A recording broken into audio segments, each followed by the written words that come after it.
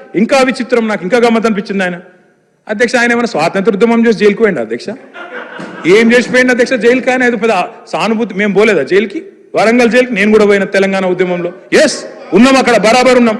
మీరెందుకు పోయినరంటే నేను అడుగుతున్నా ఈరోజు. ఎస్ మీ ఇంటికి ఇవ్వాలని జూబ్లీ హిల్స్ ప్యాలెస్ మీదకి ప్రైవేట్ డ్రోన్ పంపితే ఊకుంటావా? అక్కడ నీ బిడ్డనో నీ వైఫో ఉంటే వాళ్ళని ఇష్టం ఉన్నట్టు ఫోటోలు తీస్తే ఊకుంటావా? ఎవరి ఇళ్లలో పడతా వాళ్ళ ఇళ్ళ దొరబడతా, నా ఇష్టం ఉన్నట్టు చేస్తా, అరాచకం చేస్తా అంటే ఊకుంటారా అధ్యక్ష? డ్రోన్ ఎగరేసిందని, డ్రోన్ ఎగరేస్తే ఎవరైనా అనుమతి తీసుకోకుండా ఒక డ్రోన్ ఎగరేస్తే ఆ డ్రోన్కు 500 రూపాయలు ఫైన్ వేస్తారు అధ్యక్ష.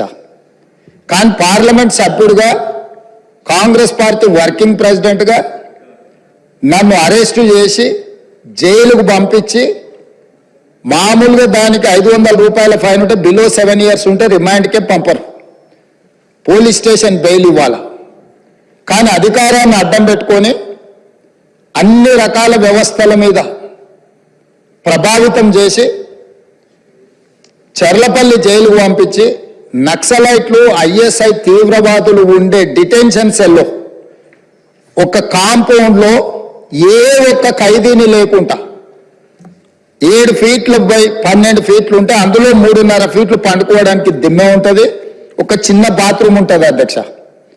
16 రోజులు డిటెన్షన్ సెల్లో ఒక్క మనిషిని చూడకుండా నన్ను నిర్బంధించిన ఆ కోపాన్ని దిగమింగుకొని రాష్ట్ర ప్రయోజనాల కోసం ఈరోజు పనిచేస్తున్నా అధ్యక్ష.